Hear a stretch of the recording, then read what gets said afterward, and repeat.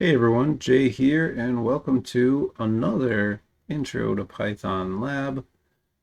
This time we're still talking about arrays, but now we have two arrays created, and we're going to compare those values from the two arrays, and we're going to loop through one array and then loop through the other array and compare every value from one array to each value in the other array. And we're going to see we're just going to make some comparisons from that, right? So let's get started. So I have two arrays. This time, what I've created is a list containing some random numbers, followed by a list of all the prime numbers up to 101. Okay. And the prime numbers are set into a tuple. Notice that there's the square bracket here on the list and the regular parentheses here on the tuple. The tuple, you're not supposed to be able to change it in Python, so that's perfect for a list of prime numbers that I don't want to change, okay? In this program, I also don't want to change the other list, but that's the list that is like the inputs type list, so we may want to change that list. This prime number list, we definitely don't want to change the list of prime numbers up to 101 because those are never going to change. Somebody has figured that math out a long time ago, and there's not going to be anything added to or removed or modified in that list ever. It's the prime numbers. It's not going to change. Not here, right?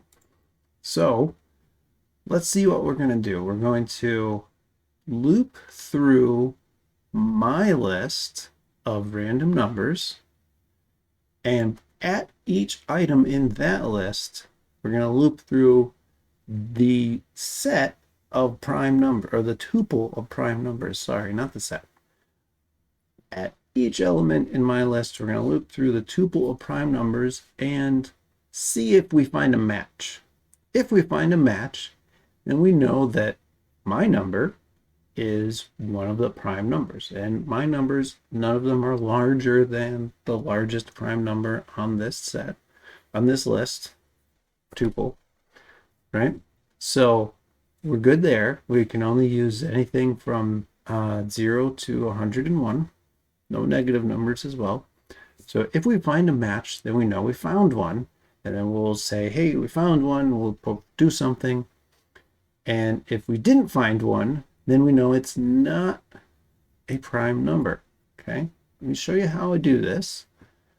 We're going to have two loops. We're going to loop through my list, and then inside that loop, at each iteration, we're going to loop through the list of prime numbers. And inside that is where we're going to perform all that meat. Okay, so let's have a look, or the comparison. Not all of it, just the comparison. Okay, so I have I for my outer iterator, J for my inner iterator. My outer iterator go from I to however long my list is using len, length of my list. Okay, I'm going to prime each one at the beginning of the loop. I know that I have not yet found a prime number. I haven't compared anything yet. Okay, so I'm going to set prime to false at the beginning of each iteration of the loop.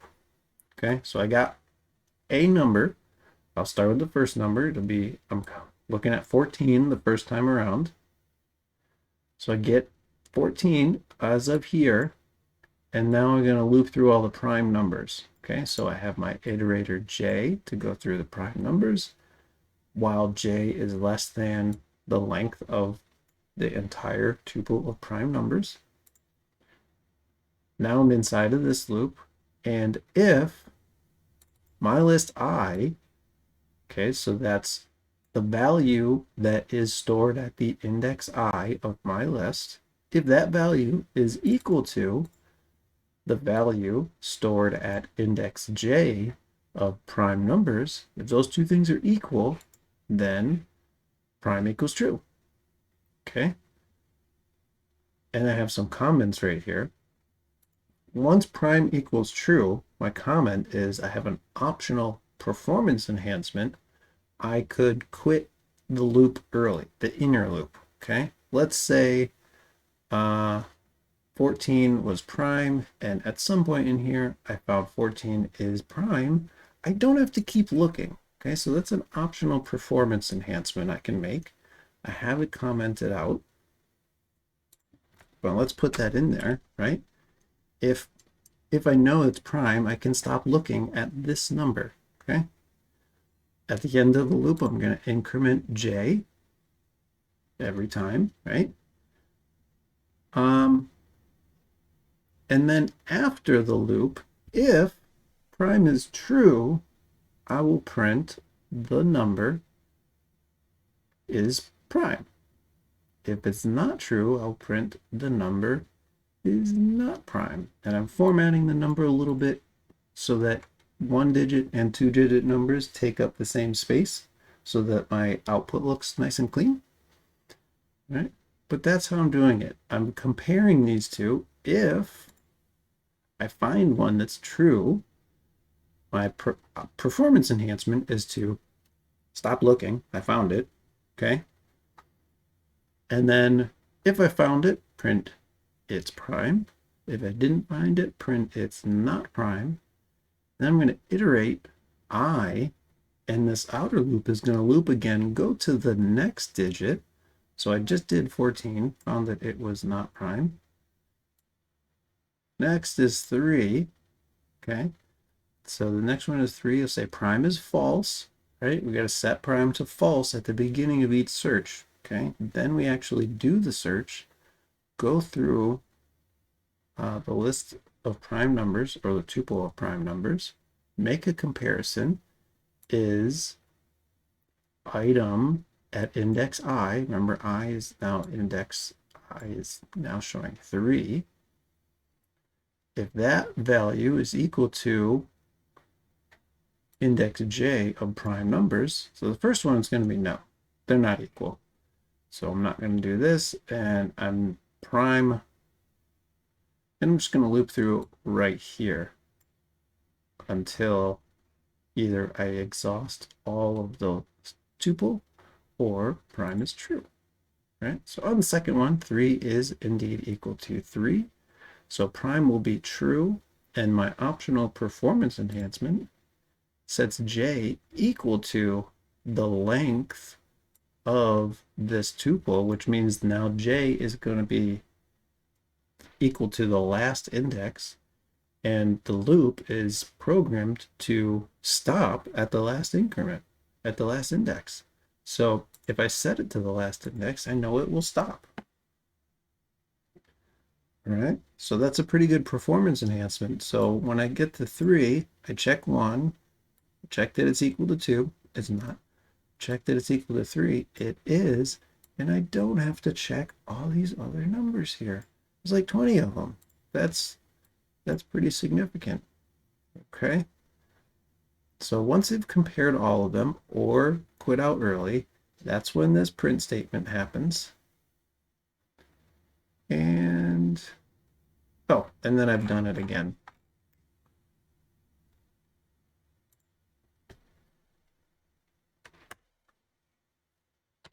Let's comment that out. I did this twice. I did it once with a while loop and once with a for loop. All right, and that's it. Then it's going to print a goodbye message. So let's run this on my list, and I have 14 is not prime, 3 is prime, 6 is not prime, 15 is not prime, 2 is prime, 24 is not, 19 is, 5 is, 11 is. All right, have you seen a pattern here? Very good. And 1 is not prime. Okay, to me it looks prime, but I don't make the rules. It's not prime. Okay, let's have a look at this second option that I have here. I tried to do the same thing, but using a for loop instead of a while loop. And the only difference is In the for loop, the way we have the Python loop working, for I in my list, now I becomes equal to the value at the index, whereas in the while loop, I is the index. And so the difference then inside of the loop, when we're doing that comparison, when we have the while loop and I and j are equal to indexes, we have to use that index in order to access the value of the tuple or the list. In the for loop, when we set I and j equal to the value, we can just compare, is I equal to j? Because I and j are already equal to those values. So the for loop definitely sounds better in this case. However, and this optional performance enhancement isn't going to work in the for loop, right? Because the way the for loop goes is it's just going to keep doing its for loop, right? So that's the downside. It looks like it's a little easier to write and a little easier to read, but the for loop, because I and j are set equal to the value instead of the index, we don't have that option of skipping out early when we find the prime value, like we did in the while loop. In the while loop, because the while loop has to test every time, okay? Other for loops in other languages, it will test every time, but the for in Python does not test every time like that. Unless I'm mistaken, and perhaps it does test every time.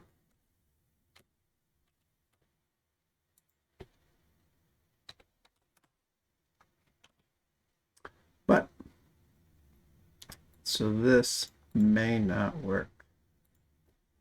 Let's put a note in here. May not work within a for in loop. Okay?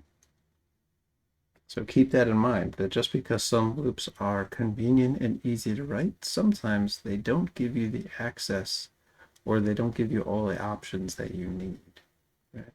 So oftentimes I'll prefer to use the while loop, although for loops are awesome. And in some languages, there's a for each, which is pretty much just like the for in Python. There is a command to leave. That's for another lab, though. So that's the end of this lab. And as always, thanks for watching, and I'll see you next time.